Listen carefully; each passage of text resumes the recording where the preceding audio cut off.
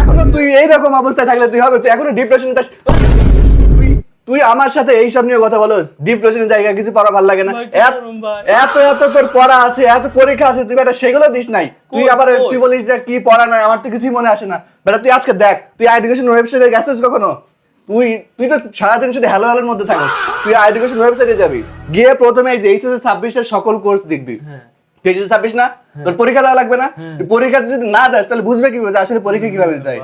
এত এত বলিস যে ভাই টাকা নাই গা, এখানে টাকা লাগে, তোর আমি দেখাই দিচ্ছি কিভাবে টাকা ছাড়াই ফ্রিতেই তুই এক্সাম দিবি। এই যে এইচএসসি 26 কোর্সের ভিতরে যাবি, এর আগে তুই অ্যাডমিশন দিবি, সেগুলো পরের বিষয়। তুই এখানে চলে আসবি নিচে এসে দেখবি, এই দেখ তুই আর্টস স্টুডেন্ট না, আর্টস স্টুডেন্টের জন্য দেখ এইচএসসি এক্সাম ব্যাচ আছে আর্টস। ভাই আমার বন্ধু সায়েন্সে পড়ে, বেটা সায়েন্সের জন্য আছে, এই দেখ সায়েন্সের এক্সাম ব্যাচ আছে, আর কমার্সের আছে। তোর একটা আর্টসেরটা দেখাই। আমার বান্ধবী কমার্সে পড়ে। বেটা তোর বান্ধবী পড়ুক, বন্ধু পড়ুক, আর তোর শ্বশুর পড়ুক, সবার জন্য এক্সাম দেওয়ার ব্যবস্থা আছে। তুই এখানে দেখ আর্টসের এক্সামের ভিতরে যাবি, এখানে গিয়ে এই যে সকল পরীক্ষা দিবি, সকল পরীক্ষার মধ্যে দেখ কত কত এক্সাম দেওয়া আছে। শুধু বাপের টাকা খরচ করলে হবে না, একটুখানি সেটা মাথার মধ্যে ঘাটাইতে হবে।